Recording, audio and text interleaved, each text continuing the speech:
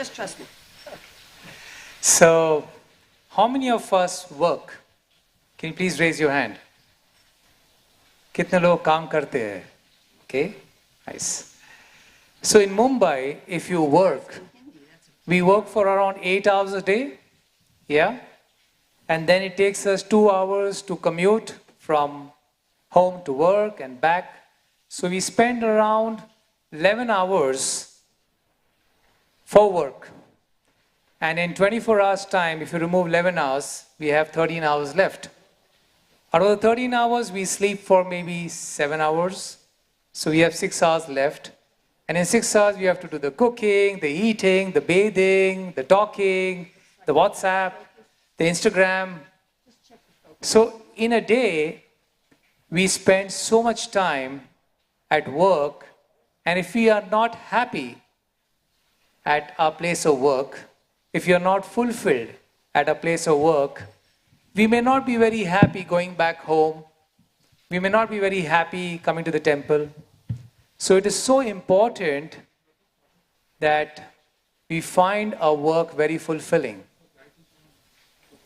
And to help us find the right kind of work for us, we have with us Her Grace Urmila Mataji, Dr. Edith Best. She's done her doctorate in education. She's been a teacher and principal for 27 long years. In fact, some of her books and instructions are inspiration for a lot of us who run schools for children. She's traveled across the world 20 times, delivering workshops, one-on-one coaching to help hundreds of individuals find the right careers. She has surveyed 400 people across the world to find out what really contributes to job satisfaction, including spirituality. So friends, our career is in safe hands. We have Mataji, who is a disciple of Srila Prabhupada, who has studied our Vedic scriptures scrutinizingly and Having the fan on is nice. Has good understanding of the present day practices. So we like to welcome Her Grace Urmila Mataji in a traditional way by warmly and loudly chanting Hari Bol 3 times. Hari Bol, Hari Bol, Hari Bol. Thank you. Nama Om Vishnu Padaya Krishna Prasthaya Bhutale Srimati Bhaktivedanta Swami Niti Namane Namaste Saraswati Deve Gauravani Pacharane Nirvasesa Sanyavani Paskatyade Satarane. Hare Krishna. So I think some of you saw downstairs the book. Yeah, that's been an Amazon bestseller ever since we released it. So we're really happy about that. So all of you understand English? Yes? Okay. Is my current speed okay? Anybody need me to go a lot more slowly? Okay. So what we're doing tonight is an overview of the whole book. And you saw how big the book is, right? So obviously in 2 hours, I'm not going to be able to get anywhere close to the depth, maybe a little lower than that. Could you do like one thing lower? I'm not going to be able to get into the same depth that we get to into the book. So I'm really just going to skim the surface. So if you feel that I'm not going deeply enough, you're right. Okay. We are going to be having at GEV 4 in-depth classes on 4 chapters of the book. Now, even those don't go as in-depth as the book, but we will be having 4 in-depth chapters, 4 in-depth classes that will primarily be focused on finding our nature. And then at GEV, I will be teaching this one again, but I'll be for the last class, but I'll be teaching it with a little different emphasis, and it'll act as both a summary and also expanding things I won't be so much expanding today. The reason for that is that today I will expand more parts of this that will deal with those 4 in-depth classes. And with the last class with GEV, you've already had the 4 in-depth classes, so I'll be more expanding the other parts. I hope that made sense to everybody. Okay. I have had people, just by going through this presentation, tonight we have almost 2 hours, I have taught this in as little as 45 minutes, speaking faster than I'm speaking now. And for example, I taught it at Lloyd's Bank in London in 45 minutes to about 30 professional bankers. And right after that, 3 of them contacted me and said, I know what I need to fix in my career. So it's quite possible that just seeing this will give some of you enough guidance, certainly seeing this and getting the book, but those of you who want to go deeper, we are having this in-depth program at the GEV. I've never been there before. I've been hearing how amazing it is for a long time, so I'm hoping to discover that for myself. And any of you who want to, how many of you have been there before to GEV?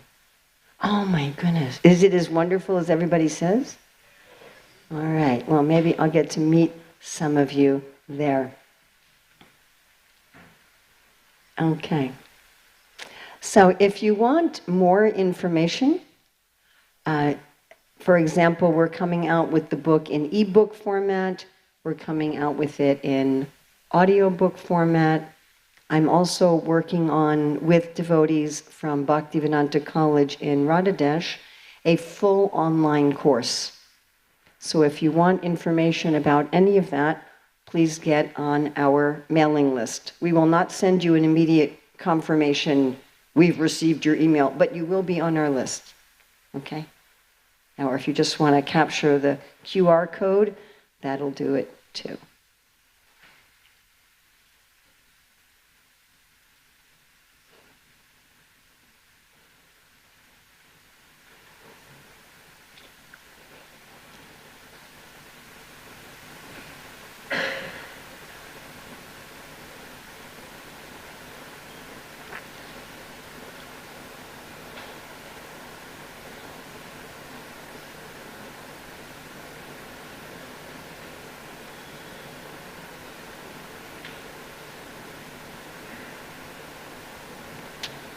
I'd like you to imagine that your daily life has gradually come to include all the practices and activities you've always dreamed of, that you love the work you're doing, you love what you're producing, and how you're making a meaningful contribution, that your work is bringing you the kinds of prosperity that truly enrich you and that you joyfully share with others. I'd like you now to imagine that the world was full of people having this type of experience. What a difference that would make. Suppose we woke up tomorrow and that was the one change in the world. Would that be significant? So we're going to look at this in 4 areas: identifying our ideal career field and prosperity type, and that's what most people are primarily interested in. Who am I? What is my nature? That's not the beginning, middle, and end of the story, though, because doing that alone, just being the best expression of yourself and being in the right place, isn't enough to give us what we crave. So we go one step further to learn the secrets of making our work deeply meaningful. And even that isn't enough. We take one step beyond to progress toward dharmic mastery, and then we will also look at the whole system for peace and prosperity.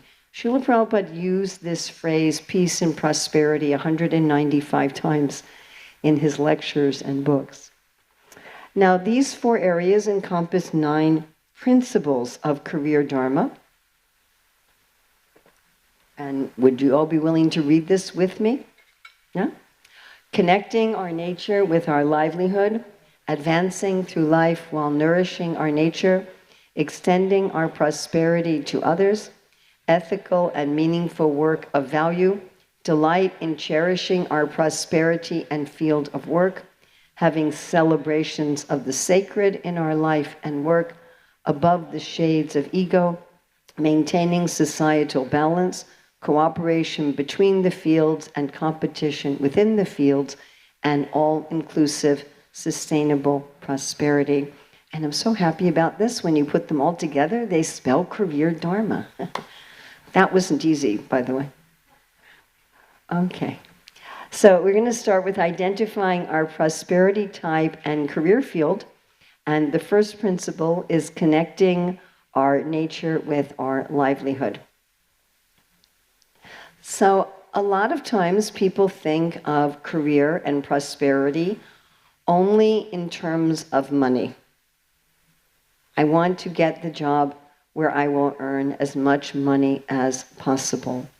So I'd like to ask you all a question. Have you ever met someone or heard of somebody or read about somebody who had a lot of money but a poor life? How many who have ever read about somebody, heard about somebody, or met somebody who had a poor life with a lot of money?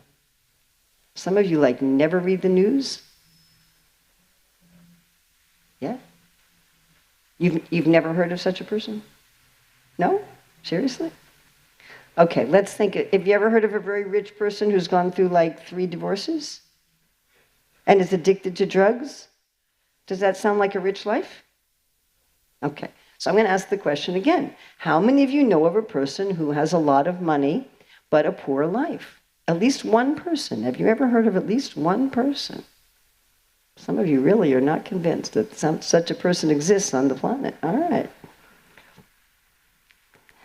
Have you ever heard of or met anyone who doesn't have much money but has a rich life? Have you ever met any of that kind of? I always get more hands for that one, which is interesting. But seriously, all you have to do is read any headline any day in any newspaper, and you will hear about somebody who has a lot of money and their life is a mess. They're not happy. Yeah? Yeah, they have €1 million in the bank and they commit suicide. So why is it that we have this idea that a rich life and money are the same? They're not, are they? I mean, look, everybody needs money. Everybody wants money. I need money. I have to buy shoes. And it's not that we could live without money. But just having money is not the only indicator of whether or not we have a rich, prosperous life. And when we're looking for what kind of career we should have, the Shastra tells us that we should look at 6 types of prosperity. So this is one of the classes I will be giving in depth in GEV, so I'll be spending a whole 2 hours just on this concept, which is again 1 chapter in our book. So I'm not going to spend a whole lot of time on this now, but just a little looking at it.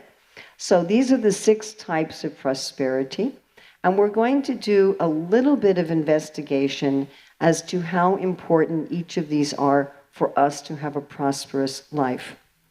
And I think as we go through them, you'll see that each of us have 1, 2, maybe 3 that are really essential for us in order to feel prosperity in our life. All right, the first is Aishvarya. What Sanskrit word does Aishvarya come from?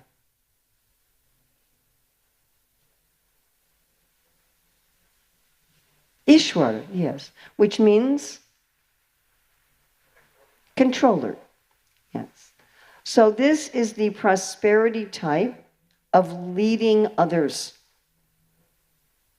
We're talking here about positional leadership.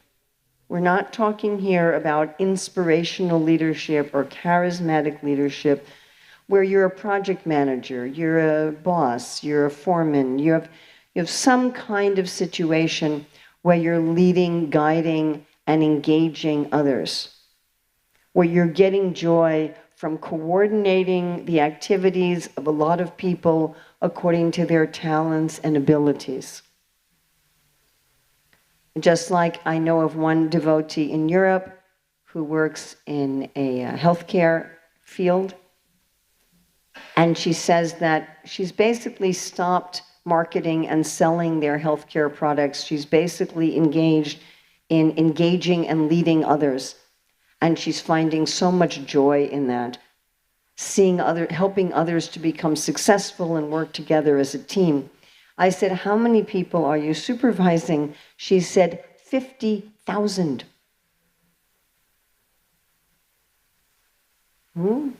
Sometimes we devotees think that this prosperity type is at odds with humility, but we all need leaders and organizers.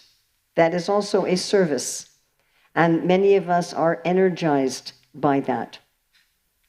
There are many of us who feel that if we can't take some responsibility and organize others and be a project manager or some kind of leader, that we're not getting real satisfaction from our work. And then there are other people who really don't want this. There are people who just want to work on their own, or they want to work as part of a team, they want someone else to take the responsibility, and they really don't want to have leadership positions. So I'd like you just to take a moment and think about when you had this as part of your work, or when you didn't have it as part of your work. How do you feel when you have it? And how do you feel when you don't have it?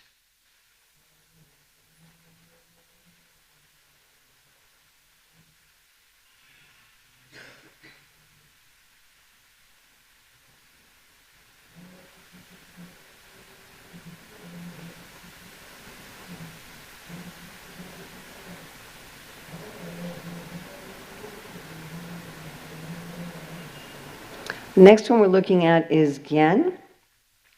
So Gyan means knowledge. And there are some kinds of work that, practically speaking, require you to keep gaining knowledge. Like I remember here, actually, in Mumbai, speaking to one eye doctor who told me that in order to do her job well, she had to keep up with at least 3 articles in her field in medical journals a week. So there are people who really love that. They want to have a job, they want to have a career that basically forces them to keep learning, that they have to keep studying in it, they have to keep learning more about it. And other people really don't like this. There are people who they want to learn what they need for their work, and that's it. They're like, why do I have to keep learning? I have to keep taking this, why do I keep studying this? So again, I'd like you to think about, when did you have this as part of your work or not have it? How do you feel when you have it? How do you feel when you don't have it?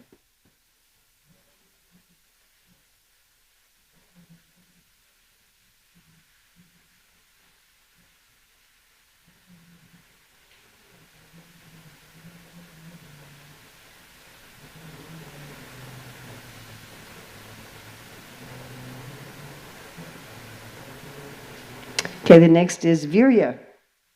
So virya is strength and health. So a lot of people have jobs that require physicality. Okay, my daughter teaches Bharatanatyam, she runs a school, and she gets vigorous physical workouts as part of her work. Or I have a friend who told me she likes taking care of cows because it means she gets a lot of exercise as part of her work. I was speaking to one devotee who's in the construction business, and he says that one of the things he enjoys most about his work is how much of a physical exercise he gets. Now, virya may not be necessarily physical exercise, it may be other aspects of health. Now, we're looking at what your work is giving to you. For example, there are many doctors who help other people become healthy, but in their work they have long, irregular hours, they don't eat properly, and so their work isn't helping them become healthier. Do you follow what I'm saying? So we're looking right now not at what prosperity we give to others through our work, but what prosperity the work is giving us. So some people really want to have jobs that where the job itself increases their health, their vigor, and other people really don't. They're happy to have very sedentary work that has nothing to do with their health, and they work on their health separately from their work. So once again, I'd like you to think about when you had work that involved virya or didn't, and how did you feel when you had it, and how did you feel when you didn't have it.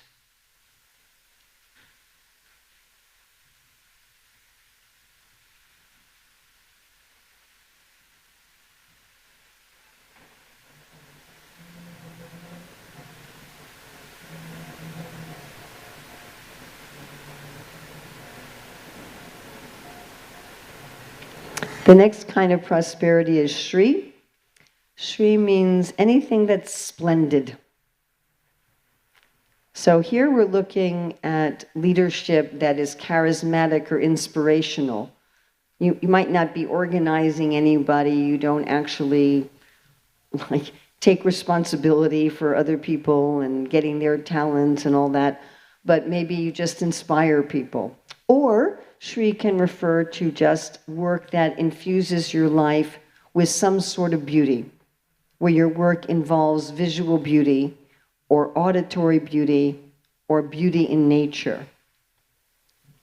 And again, there are some people for whom this is really important, that the work they're doing brings some sort of beauty into their life. And again, I want to emphasize, right now we're looking at what our work does for us. Just like somebody who collects rubbish from the street, they're making life beautiful for others, but their work isn't making them more beautiful. You follow? Yeah? And in fact, they get dirty. They're getting dirty and stinky from their work, although they're contributing to others' beauty. So I'd like you to think of, when did you have this as part of your work or not have it? How do you feel when you have it? How do you feel when you don't have it?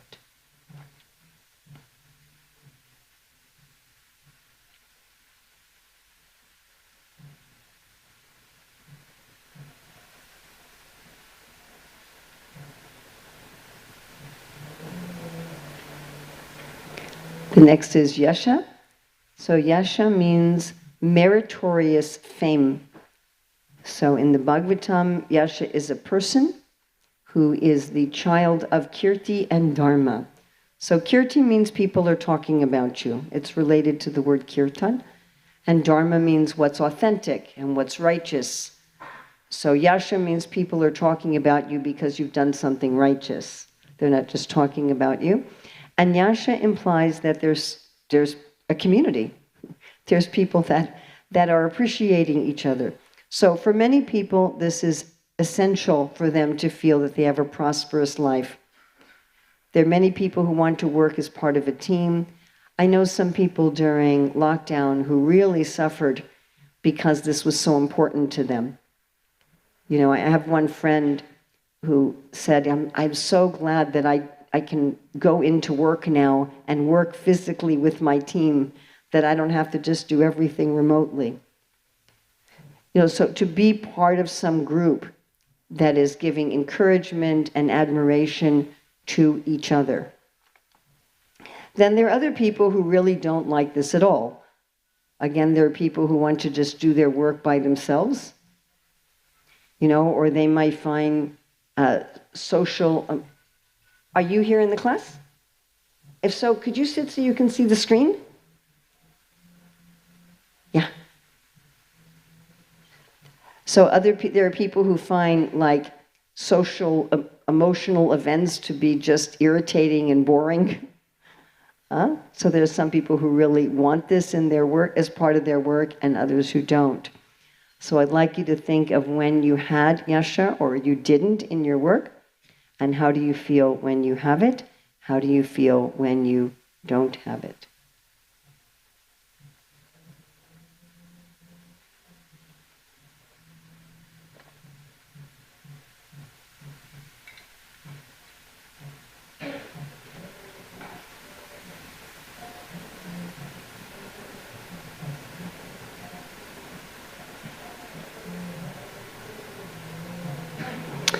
The last type of prosperity is vairagya, which is perhaps the strangest type of prosperity. It almost seems like an anti-prosperity. And it is that of detachment, equanimity, and freedom. So in careers, this prosperity type shows up as, say, having a very flexible schedule, or being able to travel a lot as part of your work, or being able to live a very simple lifestyle as part of your work, or being able to be detached from people's emotional interactions and relationships as part of your work. There are some people for whom this is just essential to have in order to feel fulfilled and rich, and other people, again, don't like this at all. Some people are much more interested in security, and they much more want to be involved, and so forth. So I'd like you to think of when you've had this or not had it in your work, how you felt when you had it, and how you felt when you didn't have it.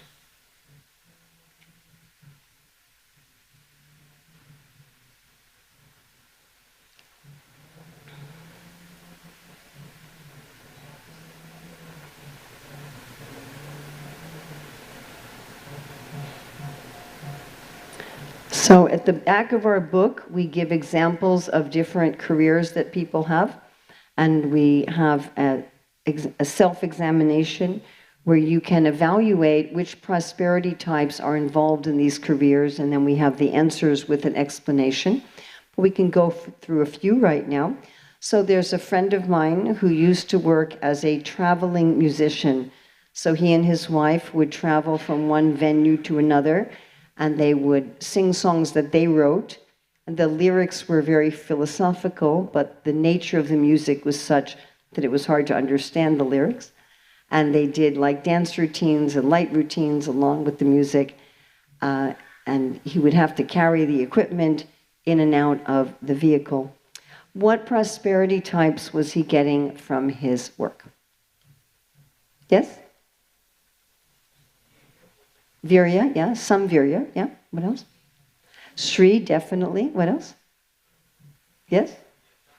Not really. I mean, the fans were nice, but he wasn't part of a community of musicians, so not much yash at all, very, very little. Vairagya, yes. So he was getting vairagya, Shri, and also a little bit of virya, and a little bit of Aishvarya. Who was he in charge of? By the way, when I ask these questions, getting the wrong answers will teach you as much as getting the right answers. Okay? Was he in charge of anybody? No. Do you follow? You understand? Just himself and his wife, I mean. So no Aishvarya. So a little bit of what else? A little bit of Gyan, because he was writing philosophical lyrics for his songs. So he hasn't worked at that job for years. Now he has a new job where he travels in America from one national park to another, and he gives hiking tours, trail guide tours. So he studies about each park, what are the plant life, what is the animal life, what is the history of the park, and he takes people on tours, sometimes just for an hour or two, sometimes for a day, sometimes multi-days with camping. So what prosperity types is he getting from this work? Gyan. Someone said Aishvarya. Who is he managing? Nobody. Okay? Virya. Vairagya. Shri. So you notice he's pretty much getting the same prosperity types. You follow? The two jobs look very different. But from both jobs, he's getting vairagya. There's a lot of vairagya. There's a lot of Shri, but it's a different kind of Shri. One is the Shri of nature, one is the Shri of the music. Virya, he definitely has a lot more virya as a hiking guide than he did as a musician. And he also has a lot more Gyan as a tour guide, a hiking tour guide, than a musician, but he was getting Gyan in both of his jobs. And we're about to go to the 4 fields. Both of these jobs were in the same field. according to the 4 fields. So the prosperity type gives you some specificity about career, and it also allows you to move from one career to another and still have the types of prosperity that enriches you. Now, some people think that, well, if I just make enough money, I can buy my prosperity type. What happens when you exchange currencies? You always what? You always what? Lose. Right? Also, if people have this idea, then that means the 8 hours they're at their job, they're not feeling fulfilled. All they're getting is the money, and then they're hoping maybe when I get home I can use some of that money to give me the prosperity type I want. And if they're commuting back and forth to work, how much time do they have? How much time and energy? Not much, do they? You follow? So while certainly money is important, these are more important. And they're more important to be getting directly from your work. Not trying to get just on the weekends or on the evening and thinking, well, I'm going to use my money to buy this. Or if you're getting the wrong prosperity type at work, you know, again, you can't really exchange it for the right one. You know, if you hate being a manager, I was just talking to a devotee in Pune like that. I'm managing this project and I hate being a manager.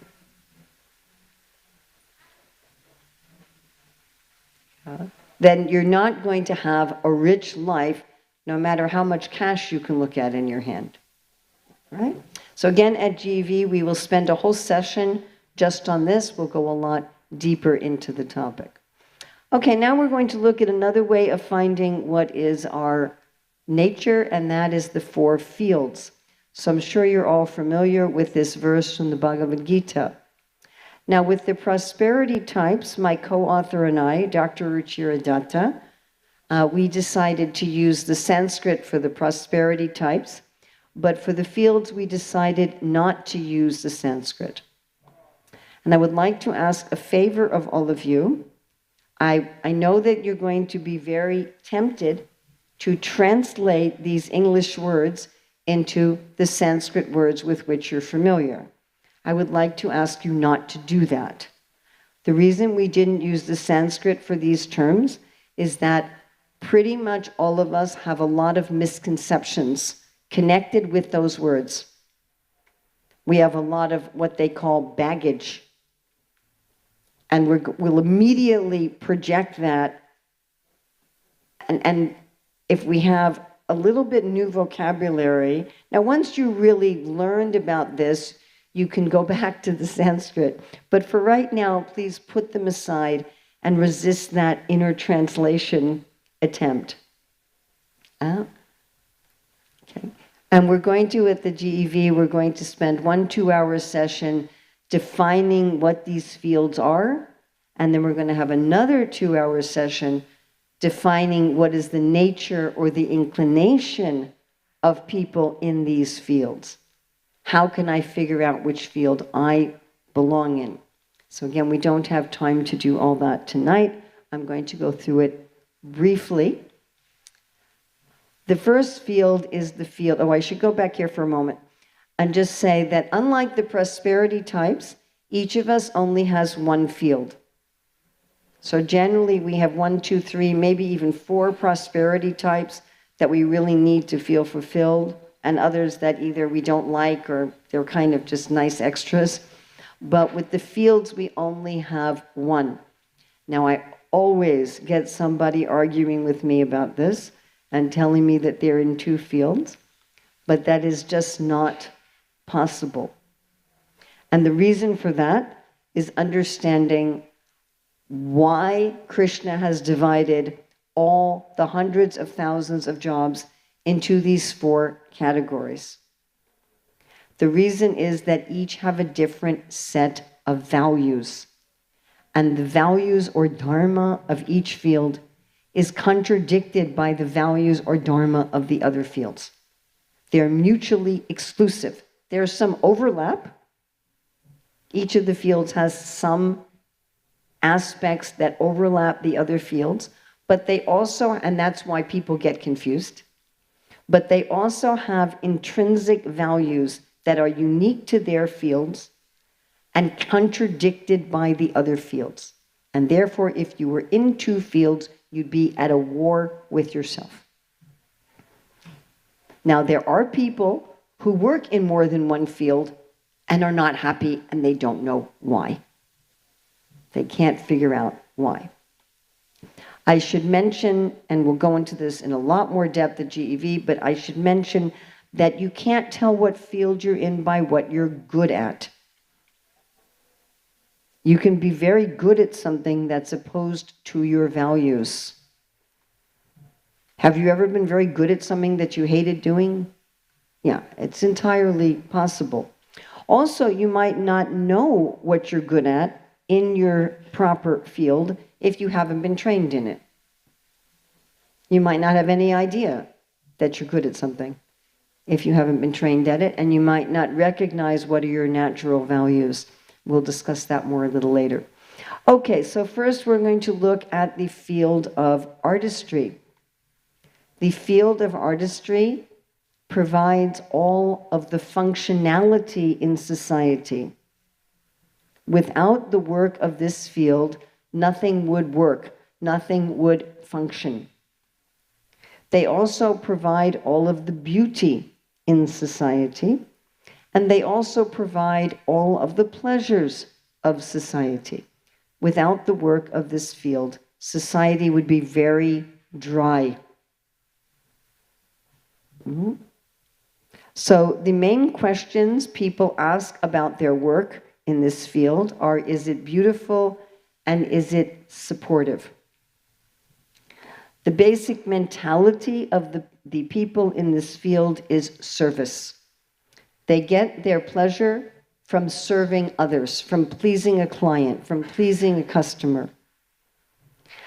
This aspect of this field really became very clear to me one time in St. Petersburg when I was staying in a home that had about 15 original oil paintings on the walls. And I had already seen many prints of these paintings and many electronic files of these paintings, but seeing the originals was an incredible experience. Just the quality, the texture was something that couldn't be captured in a print or an electronic file. Can someone wake him up, please? Good morning. And so I was thinking about the artist. And I was thinking, would I do that? You know, would I create such incredible works of art to hang in someone else's house? And I thought, I wouldn't do that. I just wouldn't do it. Like, I'll give any of you a copy of this PowerPoint if you want, but I get to keep it when I do that. You follow? Yeah? I mean, it's for this reason that the Lord himself directly protects, the Bhagavatam says that the Lord himself directly protects and supervises this field.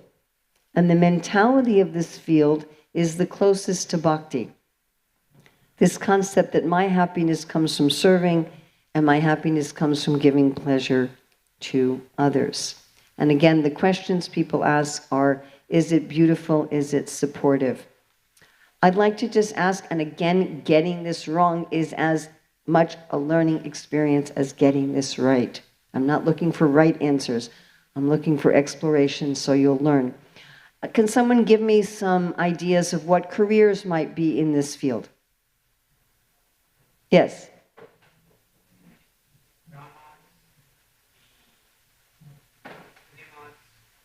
Okay, so actors, dancers, all performing artists, most. Some performing artists not, but most. Yes, yes. No. Thank you for being willing to give a wrong answer. Excellent, excellent. Yes. Most musicians. Not all, but most, the majority. Paint, do you mean an artist or a house painter? most artists and all house painters. Yes. All engineers, yes. Yes.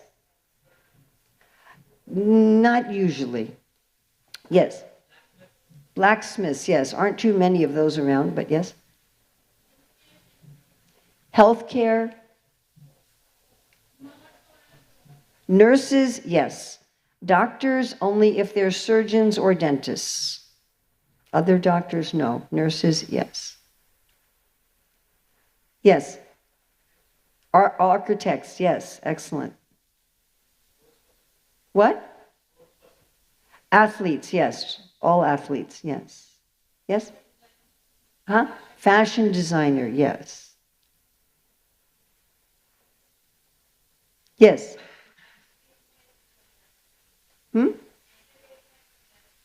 I'm sorry, I couldn't hear you. Entertainment industry, most. The vast majority, yes. Some exceptions. Yes.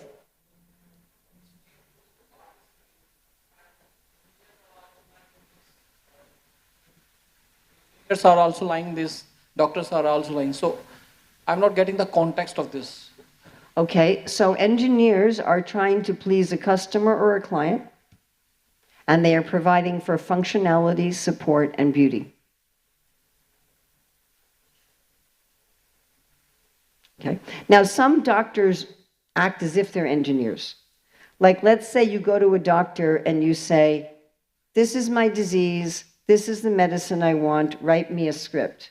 And they do that and you walk out of the office. Then they're acting in this field. But that's not what they're supposed to do. So surgeons and dentists are in this field because they're like plumbers and electricians. You follow?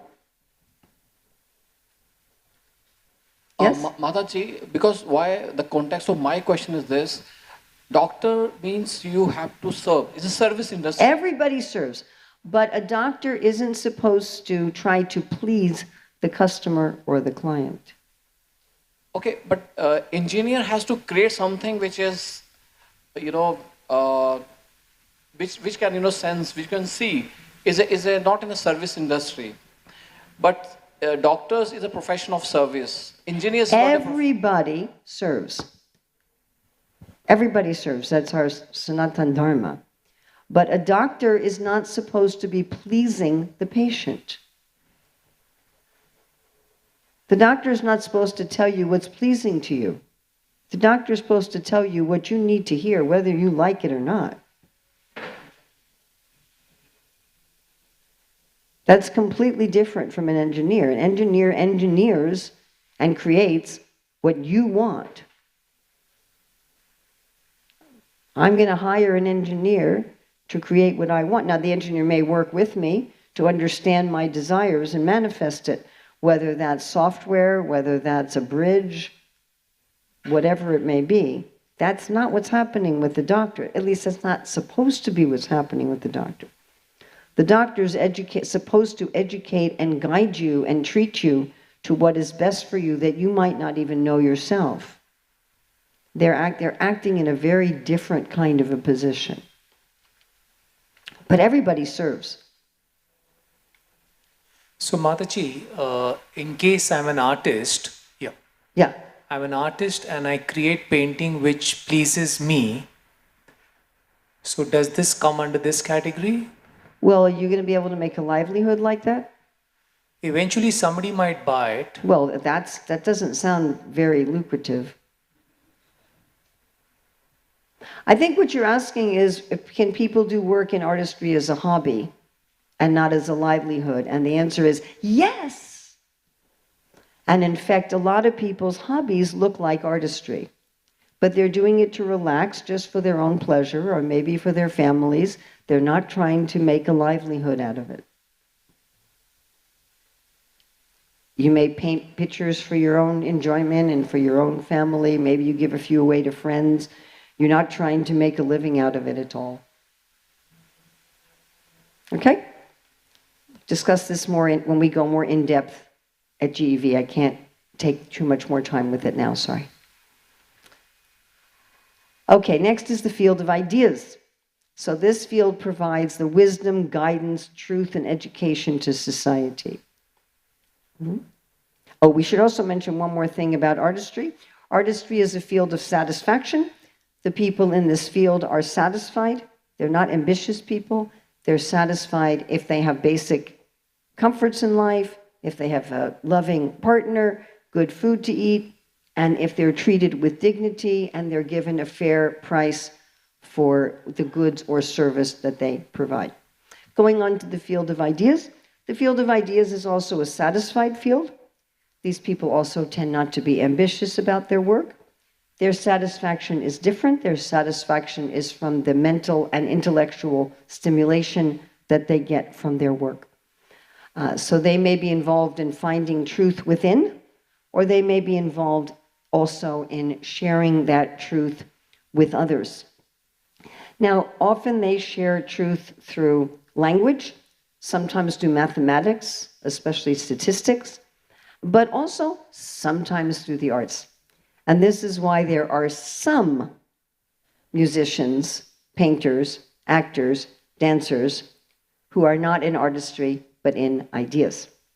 So if a musician is singing, "My baby loves me, but she left and I'm crying," that's in artistry, right? But if someone's singing songs about philosophy and truth and the aesthetics are secondary, then that's in ideas. So people in ideas may use aesthetics to communicate truth, but the truth is what's prominent and the aesthetics are secondary.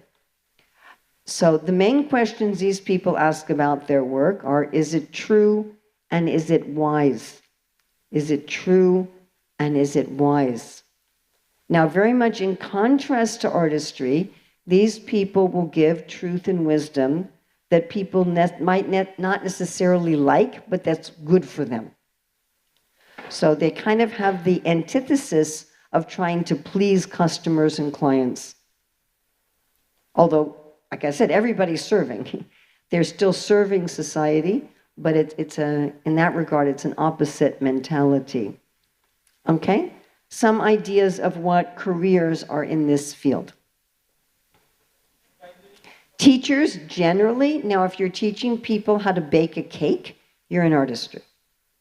Okay? But if you're teaching that with more of a systems and truth, then in ideas, yeah?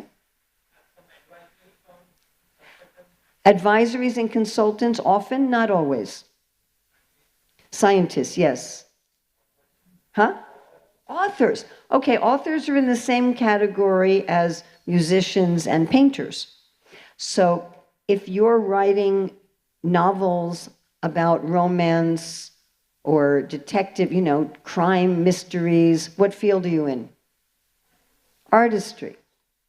Or you're writing the biography of a movie star, that's artistry.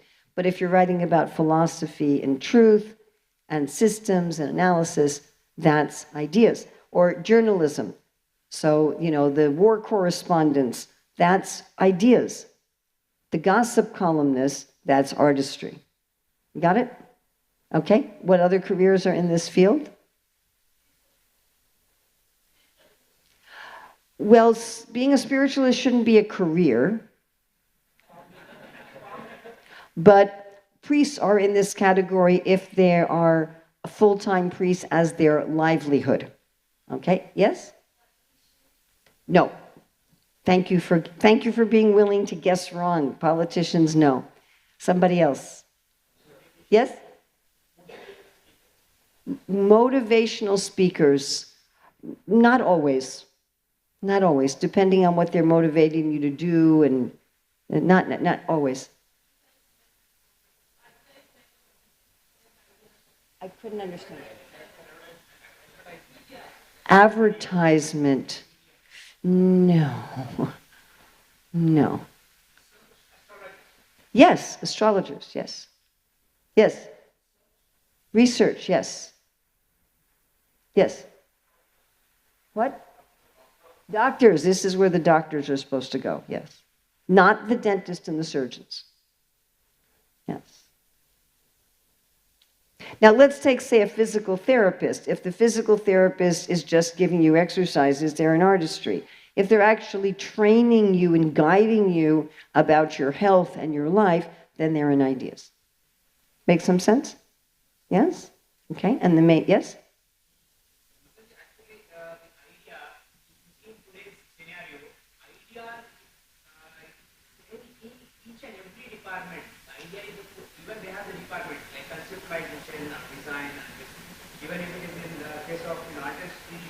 Okay, I think what you're saying is that there's intelligence everywhere, and you're correct. Now, the vast majority of society's intellectuals are in the field of ideas, but not everybody in the field of ideas is an intellectual, okay? Just like if it's raining, there has to be clouds, but if there's clouds, it may not be raining. So if you're an intellectual, you're in the field of ideas, 99% sure. But if you're in the field of ideas, you may not be an intellectual. You get it? Everybody got that? And there's intelligent people in all four fields. Are there highly intelligent athletes? Definitely. Are there highly intelligent software engineers? Definitely. You follow? There are highly intelligent people in all four fields. But these people are the intelligence of society. They're providing the intelligence for society. All right, going on to the field of resources. So the field of resources is an expansive field. The Bhagavatam says that the people in this field are always thirsty. That doesn't mean for water. This is the only field that provides the resources of society. They provide the raw materials for food, construction, clothing, medicines. Without this field, nobody eats. And they are able to look at systems in the world of their resources, take them and expand them and share them with others. What they do is they take whatever area of resources they're involved in, channel that flow to themselves, increase it, and distribute it. Now, the main questions they ask about their work, which is very poorly understood by those in other fields, are: is it sustainable and is it regenerative? Is it sustainable and is it regenerative?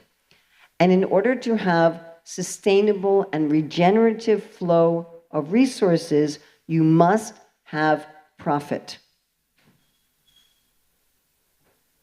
Does that make sense? Yes? If you're planting a field, you have to save some seeds for the next harvest. There has to be a profit. This is part of the Dharma of having sustainable, regenerative wealth for society. And those are the main questions they ask about their work. Now, there are certainly employers in the other fields. There are people in artistry who employ others, people in ideas who employ others, and as we're about to go into government, people in government who employ others. But the people in the field of resources are the primary employers in society. Everybody's supposed to give in charity, but these people are the main givers of the quantity of charity in society, and they're the main tax givers. They're the biggest tax givers in quantity, the biggest charity givers in quantity, and the biggest employers in quantity. Okay? So some examples of careers in this field. Farming, if you own the farm, not if you work on it. If you work on it, you're in artistry. Yes. Textile industry, if you're owning the business, managing the business, not if you're a worker, in which case you're in artistry. Yes. Banking, yes. HR, yes.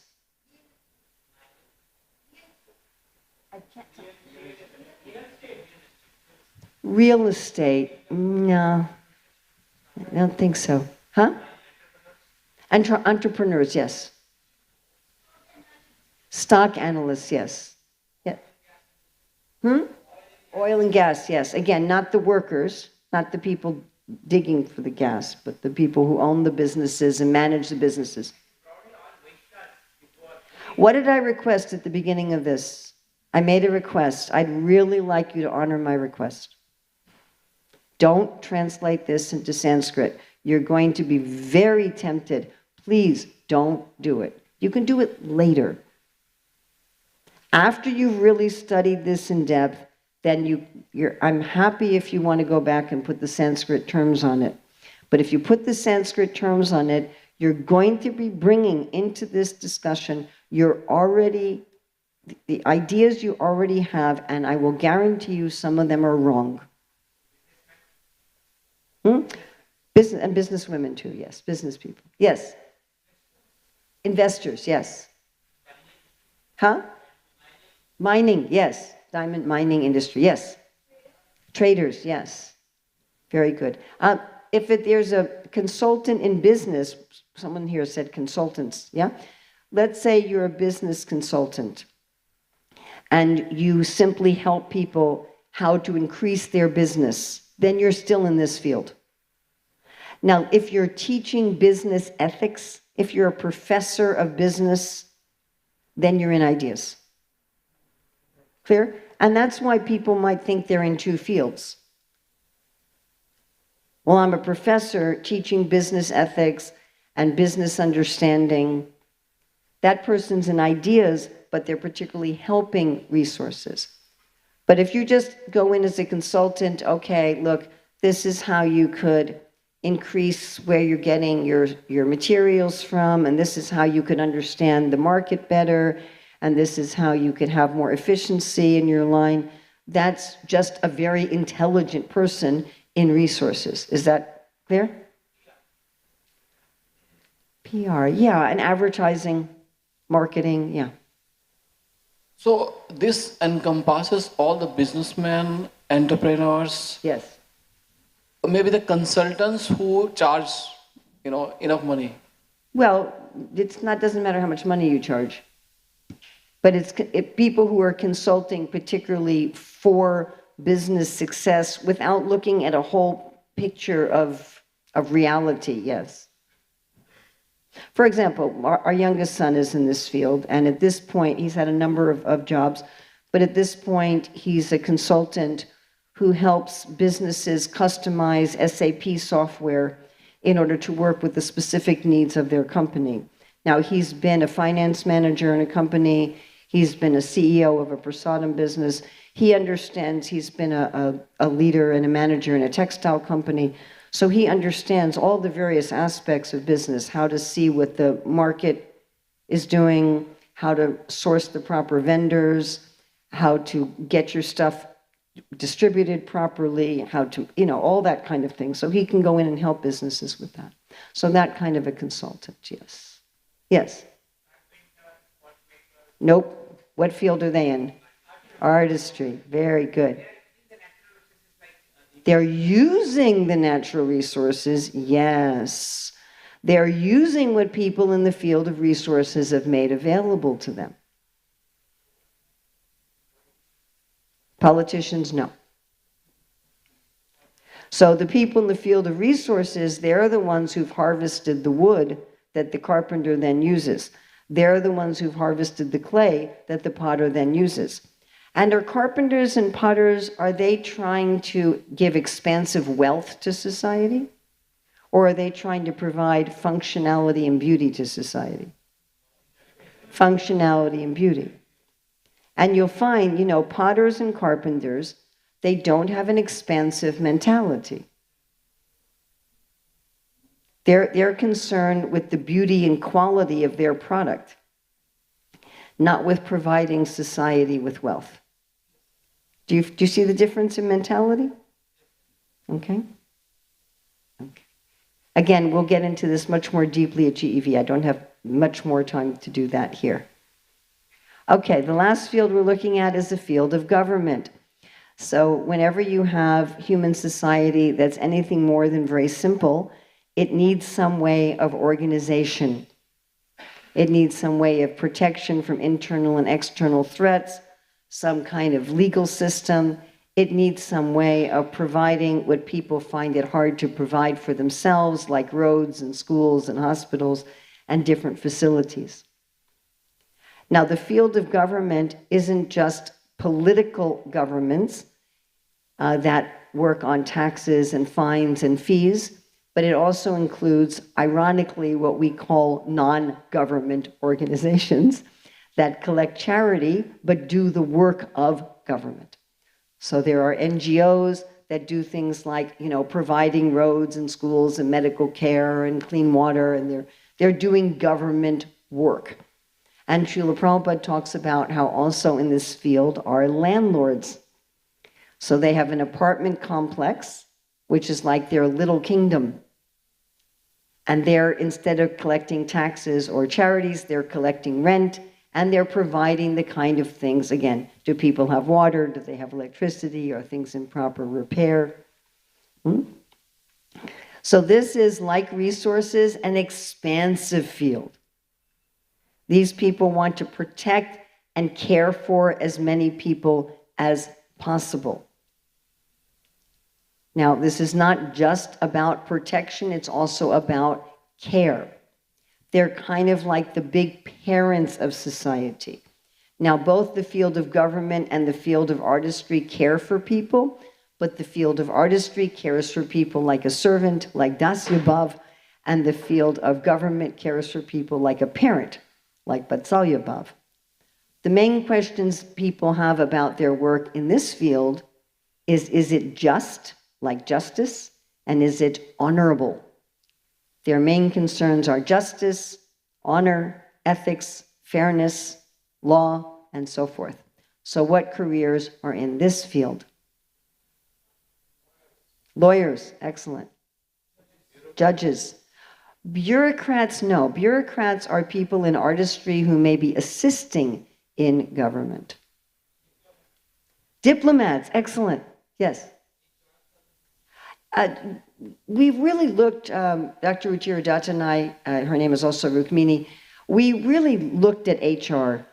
Now, there are some HR people whose main concern is whether or not the employees are getting what they're due under the law. In that case, it would be government. But in most cases, HR is part of just hiring and firing, and then it's part of resources. Yes. Yes, police officers.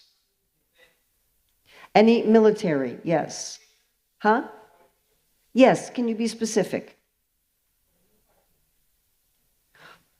Okay, well, the mayors of a town, I don't know if you have the same names here in India we have in America, like the mayor of a small town, a governor of a state, president, prime minister, people, anyone in the legislatures or the parliaments, the lawmakers. Yes. Ma'am, I had a question. When you speak about protection and care for people, then can spiritual leaders come in this category of? Not this kind of care.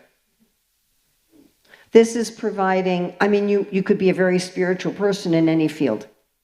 But this kind of care is making sure you have food, making sure you have water, making sure you have electricity, making sure your house isn't overrun by rats, making sure no criminals are going to rob you, making sure that you're given all your rights under the law, that when you go out, the streets are paved, there's electricity outside, there's a school for your kids to go to, an enemy country isn't bombing you.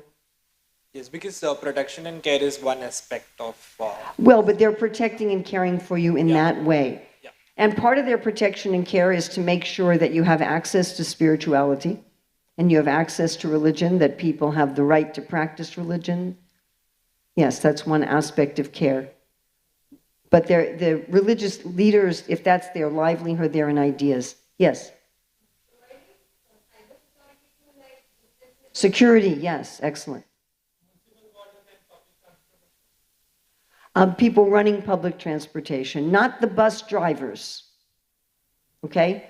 So taxi drivers, rickshaw drivers, bus drivers, airline pilots, they're all in artistry. Okay, the epitome of this field, the person who personifies this field, is the firefighter. If you really want to think of what does the field of government look like, the firefighter is a really good picture. They're willing to sacrifice themselves to save others, and they'll go into danger. Okay, so Krishna says that we should do our own work. We shouldn't, that we shouldn't go into someone else's field. And this is one of the points that he makes twice in the Bhagavad Gita. There's only 2 verses that Krishna repeats in the Bhagavad Gita. This is one of them. He says, don't go down someone else's path. What happens when we go down someone else's path is we are pretending to be something we are not. Prabhu, I think you can turn the fan off. Can you turn the fan off? We're pretending to be something that we are not. And Krishna says that when we are doing someone else's work, our work becomes bhayavaha. It becomes a vehicle of fear. Like if you were trying to drive a bicycle in the sky or a car in the water. Now, I want you to look at this for a minute. This isn't the greatest projector, so it's not really that clear. But when we're doing our own work, we're going to feel enlivened because our own work is an expression of ourselves. We're almost going to feel like we're playing and not working. And whatever money we get for our work is just an added bonus. When we're doing someone else's work, we're going to feel depleted, exhausted. We're going to procrastinate. We're going to be frustrated. When we're doing our own work, our mind is naturally our friend.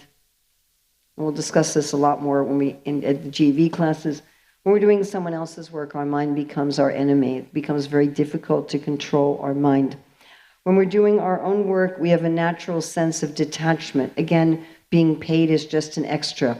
We're getting so much of a sense of prosperity and richness and satisfaction for our work that the fact that we need to get money for our work is just something on the side. We would do it anyway if we didn't need the money. And it's very easy then to dedicate all of the results to Krishna. If I'm doing someone else's work, the work itself isn't satisfying me, and therefore I become very attached to the results of the work. And being able to dedicate the results to Krishna becomes very difficult. Okay, the next part of identifying our prosperity type and career field is principle 2, advancing through life while nourishing our nature. Again, we will have a whole 2-hour session on this in GEV. This is how to tell in which of these fields I am in and how to nourish myself in that field. So there's a difference between an expert and a novice. The Shastra basically describes those who have dharmic expertise in these fields. But when we're trying to figure out what field we should be in, we really want to look at this. We really want to look at what's our inclination. Now, one way we can do this is by keeping in mind that Krishna says our nature cannot be repressed. Therefore, the nature of our inclination towards one of these 4 fields is going to manifest no matter what we do. The research shows that by age 13, a person's inclination for a particular field can be discerned. My own experience is that often that happens at a much younger age. Now, I want to emphasize that in any career, there are 3 types of expertise. One is to be expert in the information you need to do the work. Another is to be expert in the skills or the craft of the work. And the third is to be expert in the values or the dharma of the work. We can all become expert in information and skills in areas that are not compatible with our dharma.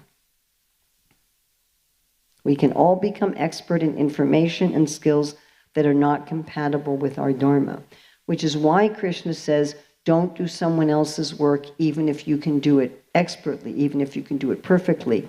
By perfectly, he means the information and the skills. We will not be able to do the work of another field expertly in terms of dharma. And what cannot be repressed is our dharma, our values. Whether we're concerned with beauty and support as the main thing, or sustainable regenerative wealth as the main thing, or justice, ethics, morals, honorable as the main thing, or truth and wisdom as the main thing. Now this tendency shows up in childhood. So one example we cite in our book is a man who used to get in trouble in school for doing this. And they, stop that. And he was always getting sent to the principal's office and getting in trouble. And when he was 10, his teacher said to him, "Can you stay after class?" "Oh boy, again. I'm in trouble, right?" He said, "No, you're not in trouble." And what did the teacher give him? Drums. Became a world famous drummer. Another true story is of a girl who in school was always getting in trouble for jumping out of her seat, running around. She just couldn't sit still. And so the teachers and the school counselor had a meeting with the parents. You know, "We think your daughter has a problem. Maybe she should be on medication." And one of the teachers said, "Let's try something." And he put her in a room and turned on some music and watched. They watched. She started dancing. And they said, "She doesn't have a problem. She's a dancer." And not only did she become a world famous dancer, she became a choreographer of a lot of famous Broadway musicals. So I know one devotee child who was always getting in trouble.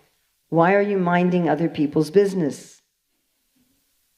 Stop minding everyone else's business. Do your own work. Do your own work." And he was always going around making sure everybody was following all the rules. Hey, they're not allowed to do that. They're not allowed to do. Why are they doing this? Why are they doing that? Then when he was 18, he went on Indradyumna Swami's Polish tour, became the second in charge of security there. They said he was one of the best leaders that they ever had. Huh? What do you all think I got in trouble for when I was 3, when I started to go to preschool? I don't mind. I'm asking the question, so I don't mind at all. Yes. Okay, some more specificity. Voicing my opinion about what? To whom?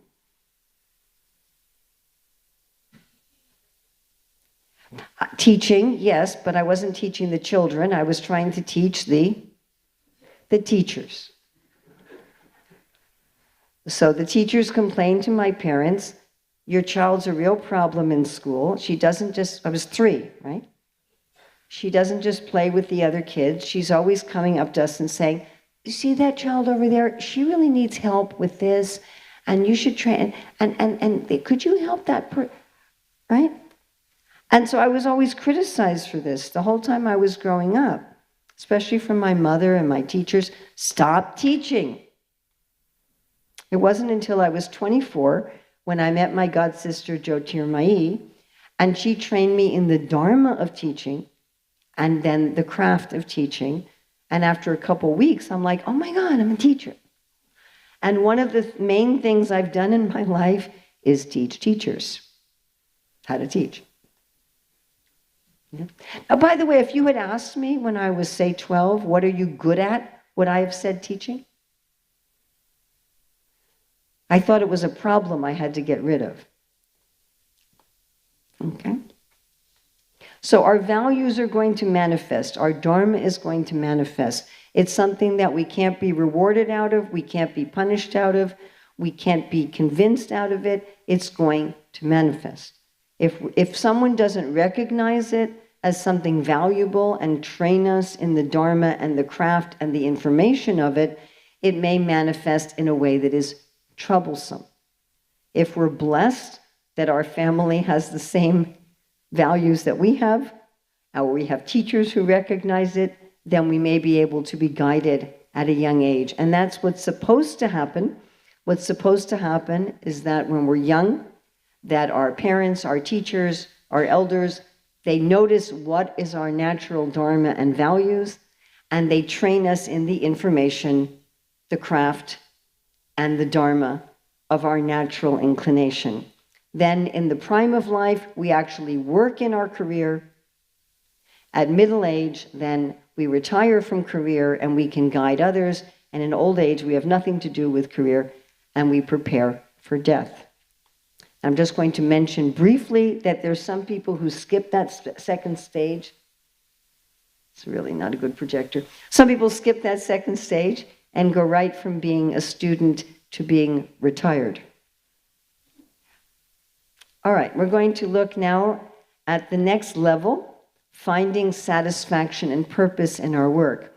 Because just doing what we're meant to do and being who we're meant to be isn't enough to give us full satisfaction. So here we have two principles.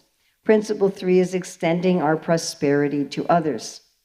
So Krishna says in the Bhagavad Gita, chapter 18, that everyone should engage in yajna, dana, and tapasa. Everyone should give in charity. There's nothing in the Shastra about some single unmarried person having a career and keeping all the prosperity for themselves. Bhaktivinoda said, because I wanted to earn money, therefore I got a wife. We think of it in reverse, because I have a wife, therefore I have to earn money. But the idea is that if one wants to have a career and contribute to the world, one should at least be sharing with one's spouse, or children, or parents. Or the Bhagavatam says, the creatures around your house. We should be sharing. In fact, looking at just money, Srila Prabhupada often makes the point that how much money we earn, how much money we have, depends entirely on how charitable we were in previous lives and in this life. And have you noticed some people earn a lot of money, but they don't have a lot of money? You know, people like that. They always get into debt, or somehow they've got some big expenditure someplace. Okay. So how, you know, if you look at a job and say, well, that has a really high salary, that doesn't mean you'll have a lot of money. We have a lot of money depending on how much charity that we've given. Yeah? Now, charity, of course, doesn't have to be given just in money. We can also give in charity according to what kinds of prosperity we're enjoying in our work. Now, what's lovely about this is that if you don't have a lot of money to give in charity, there's still a lot you can give. Now, this is very brief. We have a whole chapter on this in our book. And so we have many, many examples of how one can give that with the prosperity that one is enjoying, that one can also give. One can also volunteer one's time to give that prosperity to others. Just like, for example, with Gyan. So Srila Prabhupada told my god sister Yamuna, who is an expert cook, he said, if you don't share your knowledge of cooking with others, you will become envious. So what does that mean? Right? It means, well, you can be a good cook, but not as good as me. Right? So by sharing, we get rid of envy. And we get in the mood that the Lord wants us to have of being kind and compassionate to others. And without doing that, we're not going to be fully satisfied. Have you noticed that it's often more satisfying to give gifts to others than to spend money on yourself? Isn't that weird?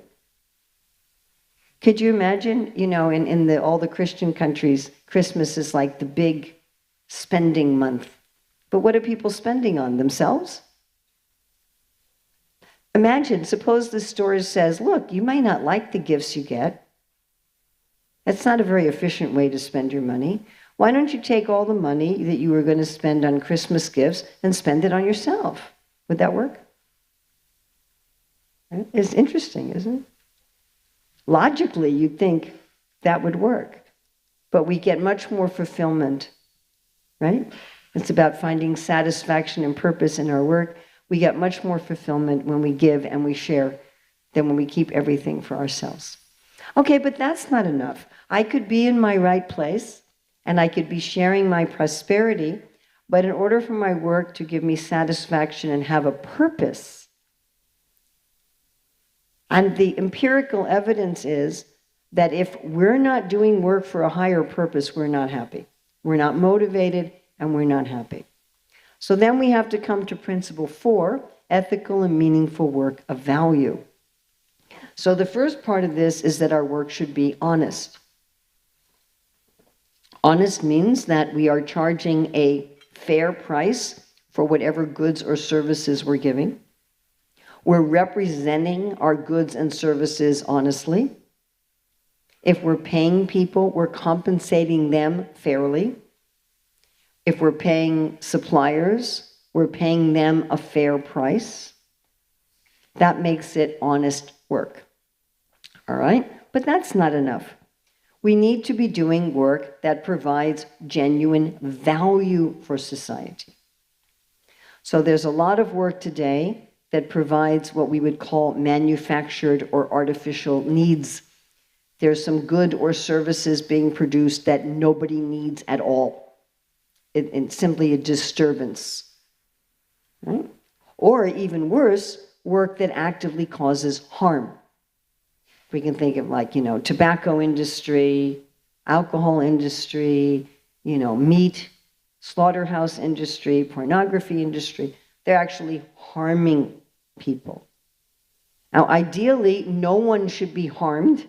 No one and nothing should be harmed in the course of our work, and everyone should be dealt with honestly, and we should be providing real value.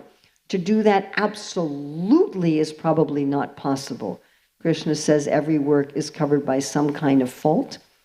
And in 2023, to have our work absolutely do no harm to anybody ever is probably not possible. Right? We may be using a phone, and the metals and the battery came from some forced child slave labor in Africa. So there may be some sort of incidental harm involved in our work. But generally our work should be honest, providing real value, and not providing harm. If we do that, our work will be far more satisfying. We'll get much more meaning. Does that make sense why our work would give us more meaning in that way? Now, for a lot of people, that's going to be enough. But if that's all you do, you're still within the realm of karma, where even though I'm giving people things of value, I can only give people things that they have earned by their own karma. So if I do honest work of value for others, I get good karma, but I can't give you any value that you haven't earned through your karma, just like I can't harm you in ways that you haven't earned through your karma. And because you've earned it means you've gone through some kind of tapasya. So that means there's kind of always this balance. Nobody really gets just dynamic benefit without some corresponding payment or austerity. And within this ordinary material value is what Rukmini, Dr. Ruchira and I call the cycle of frustration, where we do ordinary dharma, we get wealth, we spend it on pleasures, and then we get frustrated. We're like, this just isn't giving me ultimate satisfaction. But we don't know any better, so we go right back into the cycle.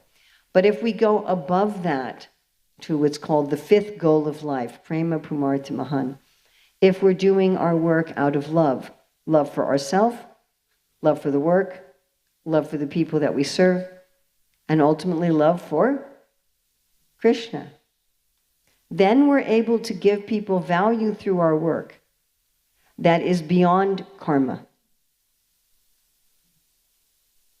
And when we do that, we give people value that is dynamic and increasing and doesn't need any kind of payment. It's called causeless mercy.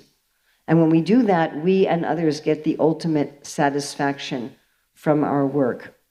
Now, this next thing I'm about to show you is, I would say, is the most wow part of this whole understanding. It is this part of career dharma where Rukmini and I really saw how intelligent Krishna is, and why is it that there are these four fields of work. And we will have a whole 2-hour session on this in GEV. And this is, we talked about how when you work in the wrong field, you harm yourself. Does anybody remember the 3 ways in which you harm yourself?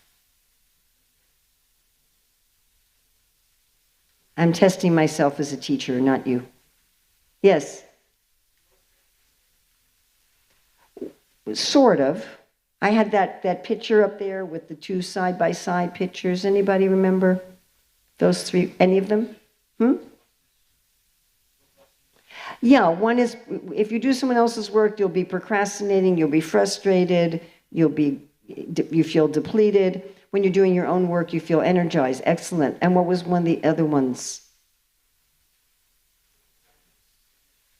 Well, work is all about values. It's because you're doing work that's opposed to your values that this happens. But what are the other two things? I know it's hard. It's a weekday night. I know it's hard. Yeah? Yes. When you do your own work, you're detached. When you do someone else's work, you're attached. And the other one? That was the first one. Yeah. There's one more. Yeah? That was the last one, detachment and attachment, yeah? Well, it's your mind. Is your mind your friend or your enemy? Yeah, when you're doing your own work, then your mind is just flowing with your work. It's your friend. When you're doing other people's work, your mind is your enemy. But we might say, well, that just has to do with me. Maybe I can suffer, my spiritual life can suffer, but at least I'm doing something valuable for society. No. When we do someone else's work in someone else's field, we stop doing ethical work of value because we're actually harming society. So we're in our book, and in we look at every possible wrong combination of crossing of fields, and we go into it in great depth. And again, at GEV in the fourth class, we'll be discussing this in much further depth. So I'm really just touching it tonight, but I hope this will give you some idea of why working in the wrong field causes harm to society. Let's look at government and resources. What's similar about these fields?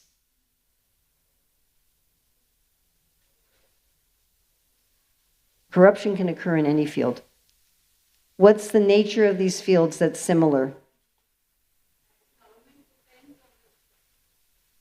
Yeah, but what's similar about the values of the Dharma of these fields?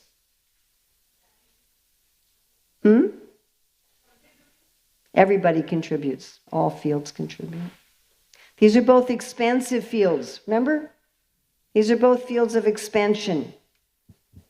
Yeah? Okay, but in government, you're looking at the flows of people, you're trying to serve the needs of people directly, and resources, you're really serving people indirectly. You're looking at just the flow of one resource. Okay, so if those of the mentality of government work in resources. Do any of you remember in the Soviet Union when the government took over businesses and agriculture? What happened? What happened when the government took over the farms?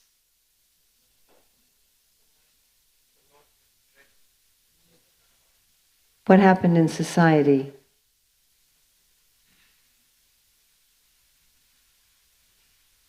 Well, people starved. People starved. Without the profit motive and without the sustainable, regenerative wealth mentality, the food was rotting in the fields and people starved. Because government, they're distributing to everybody according to their need, right? No? All right. When people with the mentality of resources work in government, they're going to try to use government to make a profit. Which will, of course, cause... Is government supposed to make a profit? No. It'll cause corruption in government. Again, there's many, many, many, many other examples of these two crossings. I'm just giving one for each. Crossing government and ideas. Any idea what's similar about these two fields?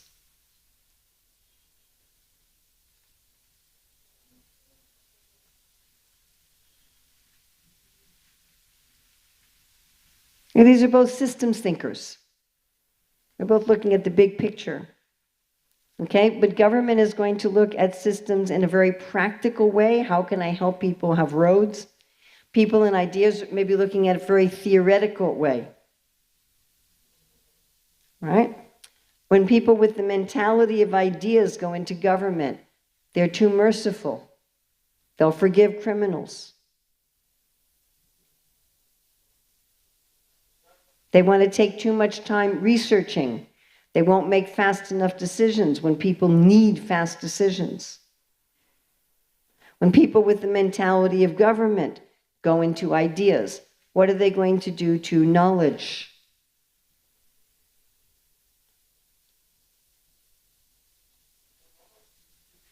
Like IITs, they have the incubation centers where they make arrangement for the startups. So ideas, the government is promoting that startups. Okay, there is a difference between cooperation between the fields and working in the wrong fields. The fields are meant to cooperate with each other.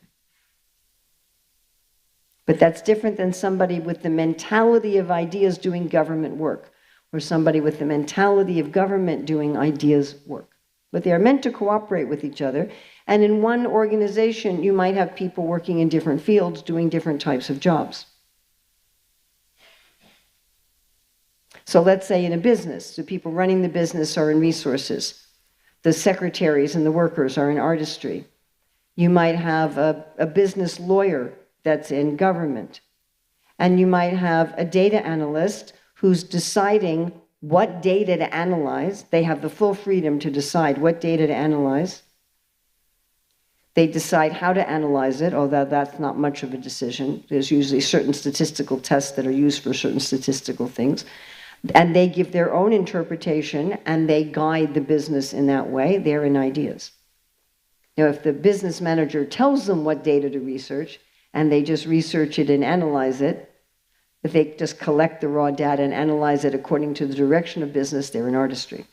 But if they're choosing what data to take, and they're analyzing it and interpreting it, they're in ideas. So therefore, you could have all four fields working in one place.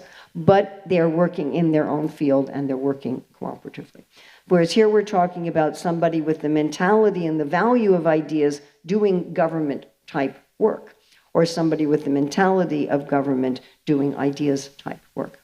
So someone with the mentality of government doing ideas-type work, they're going to politicize knowledge. People with a government mentality writing a history book, right? And that's going to damage people's trust in the field of ideas. Also, people in government are much more comfortable with the hierarchical structure. Ideas needs a lot of freedom. They will impose a hierarchy on the field of ideas, which will stop the free flow of knowledge. Crossing ideas and, yes, I don't have a lot of time for questions, but yes? Because you see, nowadays there is department for training and development. So even if there are people of different mentalities, they try to train for this particular job and the development. So how we can take it that? Because they try to develop or train that person for them. If you're training people in their field of work, you're in ideas. Unless you're just training them in the craft of the work. So if I'm training you how to make cakes, I'm in artistry, although I'm a trainer. But if I'm actually training you and preparing you for your career in general, holistic way, I'm in ideas. And I could be training people for various careers. Okay? Is that clear? And by the way, I'm very glad you asked that. Okay, so crossing ideas and resources. Any thoughts about what is similar about these two fields?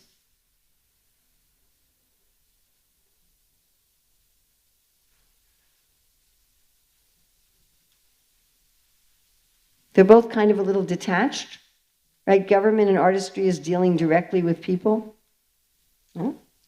But there's a very different system of ethics in these two fields. So somebody with the mentality of resources working in ideas, they may bend truth to make a profit. Think about pharmaceutical companies that do research. And again, this damages people's trust in the field of ideas. Also, people who have the mentality of resources, they're going to feel that it's unethical for people to spend time and money researching things that don't make money. So they're going to neglect, because a lot of the work of the field of ideas is seen as just sort of useless and impractical by the rest of society. The rest of the society, they're like, why are you researching that? Right? So if somebody with the mentality of resources works in ideas, they may neglect a lot of the actual work. Somebody with the mentality of ideas working in resources, remember, ideas is a satisfied field, resources is an expansive field. So in ideas, you might be happy having your own garden, but you don't really want to have an agribusiness. And if somebody with the mentality of ideas runs a business, they just don't have the energy for it. They'll probably just give everything away. They really just don't care. And then the business fails and people starve. Okay, government and artistry. So what do these fields have in common?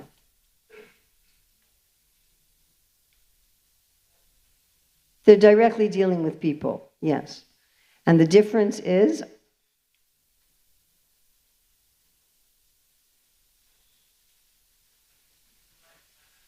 excellent, excellent. Artistry is a satisfied field, government is expansive. Also, artistry, you're serving people as a servant, and government, you're serving people as a parent.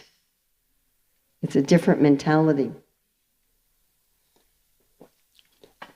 When people with the mentality of government work in artistry, their idea of, they're not really so interested in the craft of the thing. Also, another difference is that people who work in the field of government, remember I talked about the firefighter? They're high risk-taking people. They're energized by crisis. You know, do you really want a high risk-taking person wiring your electric wires? Right? They have a different mentality about the craft. And a lot of times government-minded people who work in artistry, their urge for justice becomes very frustrated. They may become vigilantes or agitators in some way. When people with the mentality of artistry work into government, well, people with an artistry are providing the structure and function of society. They're the people who maintain the status quo. They're not the kind of people who want to run into a fire.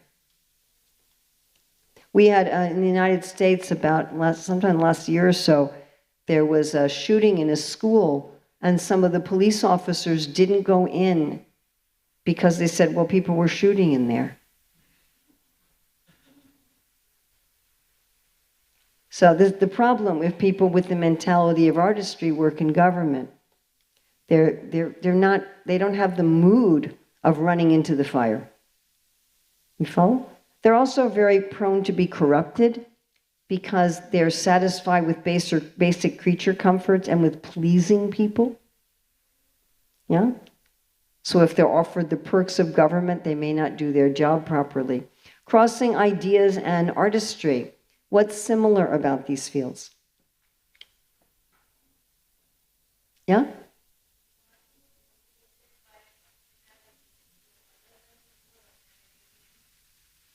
Is more what?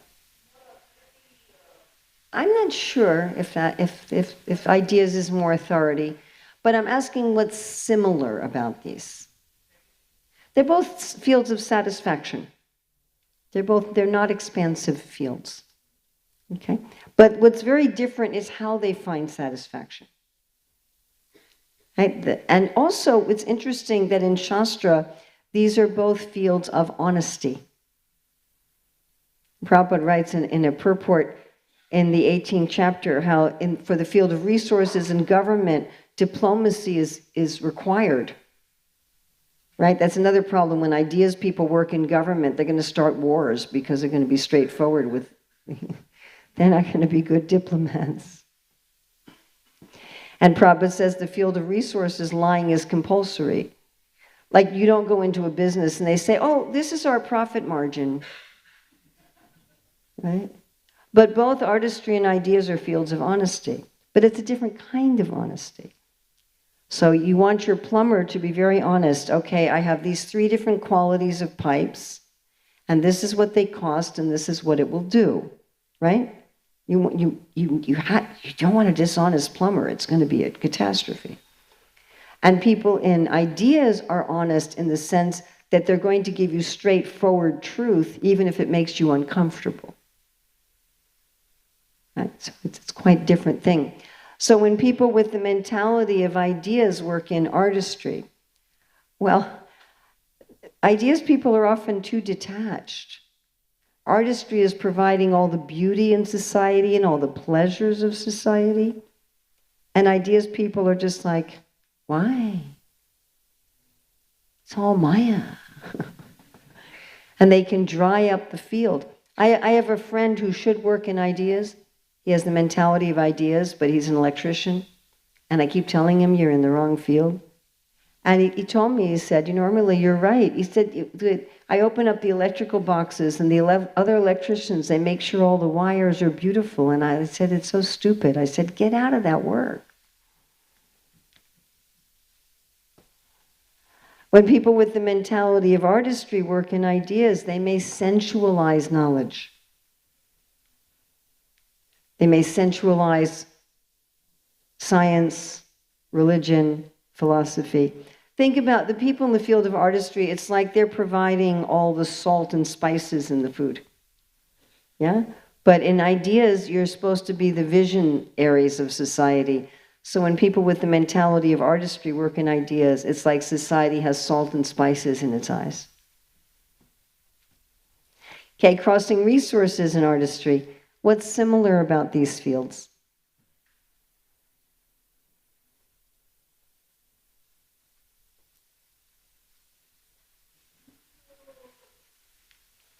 They both deal with very practical things in life, right? Right? But one is what? What's the difference? One is expensive, one is satisfied. All right, when people who have the mentality of artistry work in resources, they're not going to have this sustainable, regenerative, expansive mentality, and so they may do businesses that are polluting to the environment. They're pulling resources from the environment, but they're polluting it because they're not really thinking about how are we going to have this be sustainable. When people with the mentality of resources work in artistry, they're going to think about expansive profits. They're going to take the crafts and automate them, turn them into factories. They'll destroy the craft of the crafts. And then people who are actually doing the traditional crafts won't be able to compete. They'll create fast food restaurants, fashions that go out of fashion every 2 months, sports that are fueled by drugs, entertainment, instead of having inspiring plot and character development, is just going to have a lot of sex and violence. Okay, I hope you've all seen that working in the wrong field also becomes harmful work. Yes? That doing meaningful and ethical work of value also includes working in the right field. And again, we'll have a whole 2-hour session just on this. We have 2 chapters in the book on this topic alone. And once you kind of get this, you see, first of all, Krishna's genius in having these 4 fields. And second of all, you see that a lot of the problems in society are people are in the wrong field. All right, is that enough? Well, we're going to go on to progress toward dharmic mastery. And in here we have 3 principles. The first is delight in cherishing our prosperity in field of work. So here you're in the right field, you're giving in charity, you're doing honest work of value, but you also have to cherish your prosperity in field, because all of our prosperity comes from nature. Comes from the earth, who's the wife of God, comes from Lakshmi Devi. If we don't cherish our prosperity, we're like the person who cuts off the head of the goose who laid the golden egg, or cuts off the branch of the tree that's giving you the fruits. Now, the first source of our prosperity is our own body and mind. We should make sure that in the work we do, that we are keeping our body and mind healthy. So many people do work that actually damages their own body and mind, isn't it? And then we want to make sure that we take care of the bodies and minds of the people that we work with.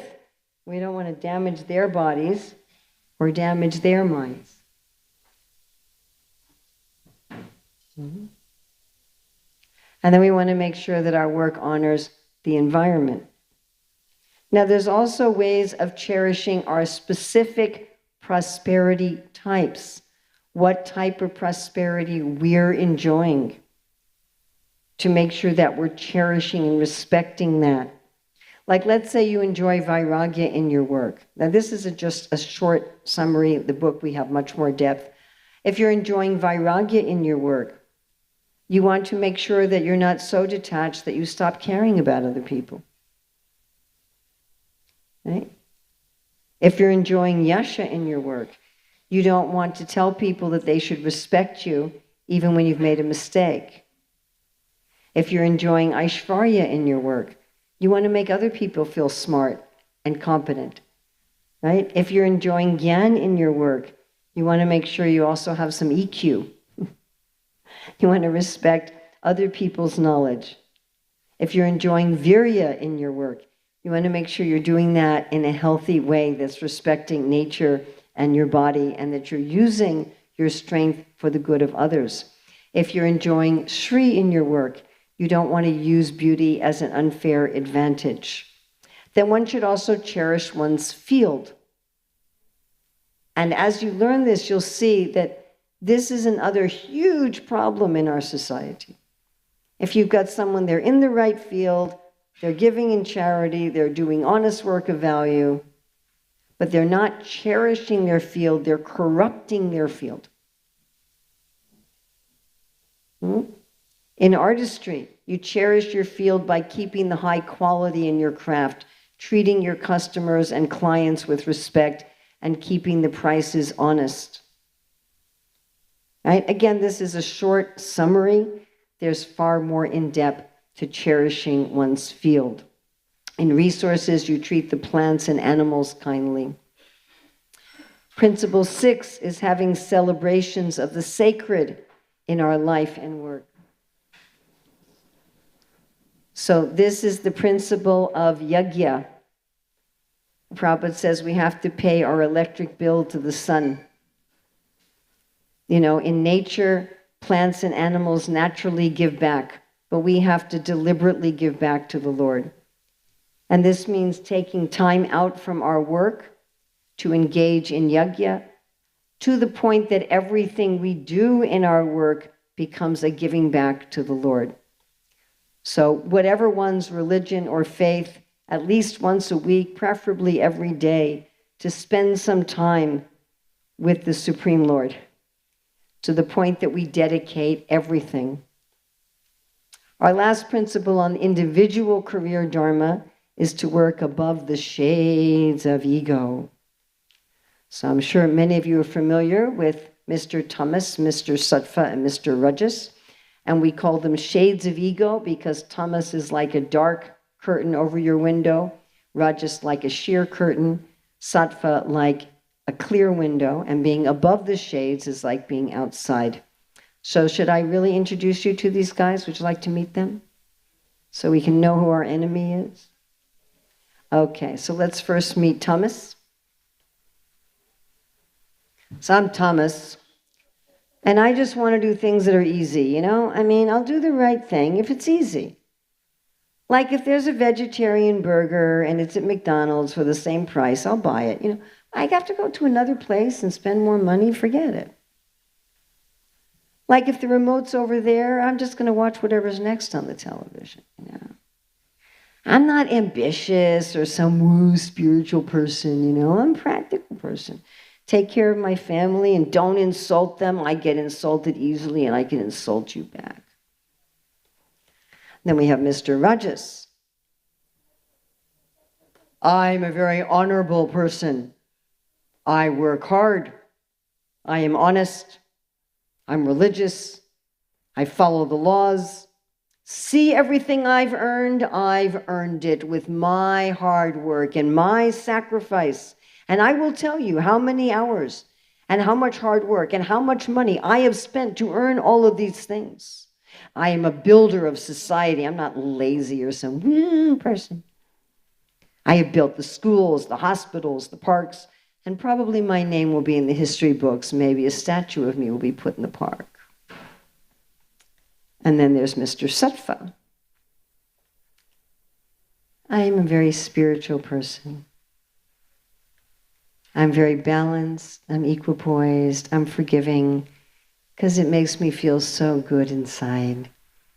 I'm not lazy or ambitious. I have a shelf full of crystals and angels.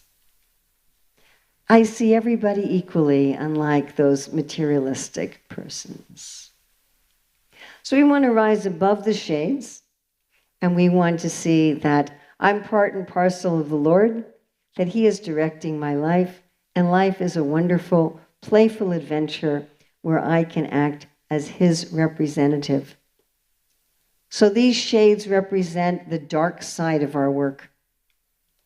They're like the occupational hazards of our work, that we may be tempted to pull energy from them in order to do our work. So we can look at a couple of examples. So charity in tamas, I give alcohol to an alcoholic. Okay? Or I give a good thing to a good person, but without respect. Here, Swami, take your charity. Or while they're sleeping, hey, wake up, I have a donation for you. Right? Or rajas, I give the right thing to the right person with respect, but it's calculated. Well, if I give this, I'll get something back, or my boss will be pleased with me, or why did I give that? And in sattva, I give to the right person for the right reason at the right time with respect, because it makes me feel so happy inside. Above the shades, I give to the right person at the right time for the right thing with respect to make who happy? Doing work in the shades, in tamas, disengaged, lazy, procrastinating, morose, deceitful. In rajas, excited when things go well, depressed when things go bad, aggressive, envious. In sattva, detached, always determined. And above the shades, this is from Bhagavad Gita 3:30, 3 do's and 3 do nots. 3 do nots. Don't try to enjoy my prosperity types as an enjoyer. Cherish them, respect them, or we could say enjoy them as prasadam, not bhoga. Don't think that I'm the owner. I'm not the owner of my talents, my skills, my work, my prosperity. Don't be lethargic. 3 things to do. Dedicate everything to Krishna. Remember, I'm not this body. I'm not actually associated with any of these fields of work or anything that I'm doing or anything in this world. I am a pure soul and do work according to my nature. So now we're going to briefly look at the 2 principles for society, for the system.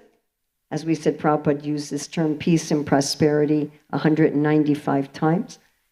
The first one is maintaining societal balance, cooperation between the fields, and competition within the fields. We've already spoken a little bit about cooperation, right? How the fields can cooperate, right? Ideas, guides, and trains others.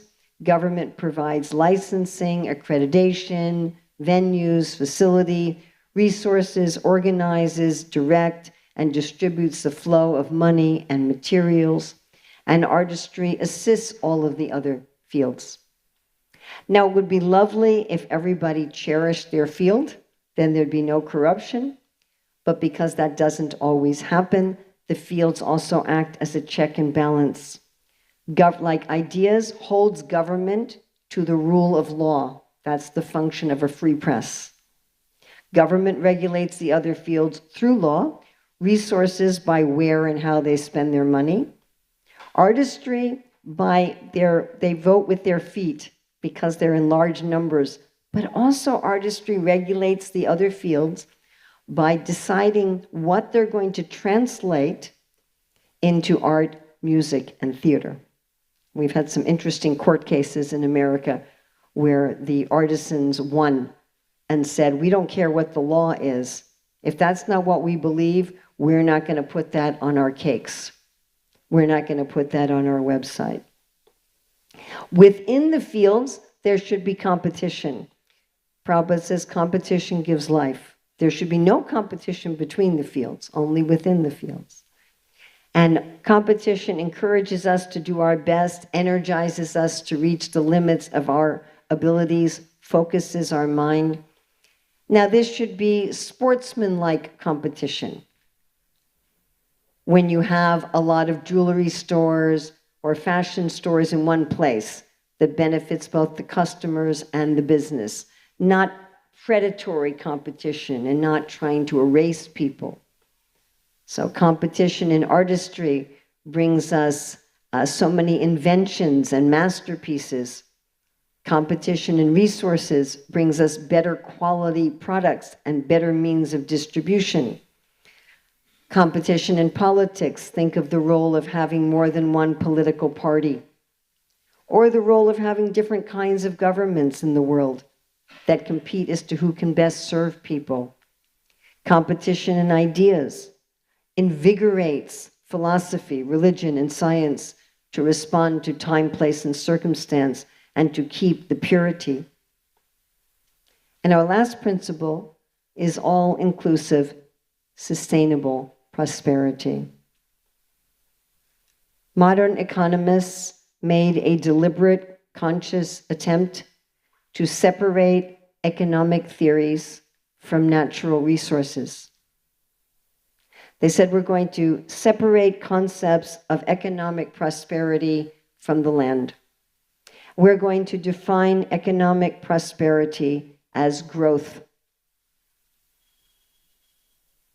What is the problem of equating economic prosperity with infinite growth? What's the problem with that? Yes? Well, that will be a result, but what is the logical problem with saying economic prosperity must mean infinite growth? Yes, resources are limited. You cannot have infinite growth on a finite planet. So when you equate economic prosperity with growth, you will have forcing. You'll be forcing the land with chemicals. You'll be forcing the animals with antibiotics and hormones. You'll be forcing trade, using up fossil fuel so that people can eat strawberries in January. By the way, Hiranyakashipu did that. And you'll be forcing people to work beyond their capacity. You'll also create a wealth disparity because you'll be pushing for economic growth, and so some people and some countries will have an inappropriate amount of the world's resources. But actually, this principle, and this is something Prabhupada really emphasized, is that proper career dharma means everybody has a decent amount of sustainable prosperity. Yes, some people will be richer than others, but there should be all-inclusive, sustainable prosperity. So we've looked at identifying our ideal career field and prosperity type, learning the secrets of making our work deeply meaningful, progressing toward dharmic mastery, and the whole system for peace and prosperity with these 9 principles. So I don't think we have time for questions here at the end. We're already a few minutes over time. If you want to go more deeply into this, so we have our book downstairs. We did a special Indian printing. It is also available on Amazon, but much more costly. And we will be giving much more in-depth classes where we will have 5 sessions of 2 hours each, so that we will have much more time for going into these things in more detail and much more scope for questions and discussions. So I hope that you all found this inspiring. Yes?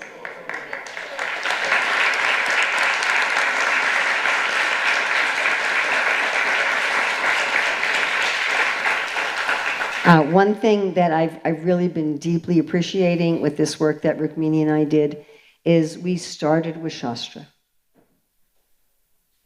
You know, I have researched and taught things where I started with some empirical understanding and brought some Shastra into it. But this, we started with Shastra. This is Bhagavad Gita and Bhagavatam, although our book also has over 400 empirical references. And it's something, of course, as you all know, that Srila Prabhupada very much wanted. Yes? Yes? And there's been so much confusion as to how to, am I correct? If we're going to say, what is it that Prabhupada wanted, wrote about, talked about, but nobody knows what to do and how, what it is and how to go forward, it's this, isn't it? So I'm hoping that we've really pleased Srila Prabhupada, and I'm hoping that we've been very faithful to the Shastra. Any mistakes that I have made, anything wrong, they are my responsibility. They're not my co-authors. they're just mine. Anything good is from Prabhupada and from Shastra. So again, and I don't have time now for discussion. I'm sorry. So thank you very much. Srila Prabhupada ki jai. Hare Krishna. So let us thank Urmila Mataji for this wonderful, deep insights. Of course, this is just an overview. So let us thank her for this wonderful presentation by loudly chanting Haribo, Haribo, Haribo. So just two reminders, there is the book stall down. So of course, we cordially invite all to enroll for the detailed workshop at Govardhan Eco Village. But at least if you cannot make it there, please do buy the book and go through the whole comprehensive presentation. That is one thing. Those who want to enroll for the workshop, I'll be there myself downstairs and you can enroll. And prasadam is there in the temple kitchen. You take your prasadam plate and sit in the courtyard and outside. Hare Krishna. And again, if you would like to get notices when the ebook comes out, when the audiobook comes out, or the full online course, you can just sign up there and just give us your information and we will inform you.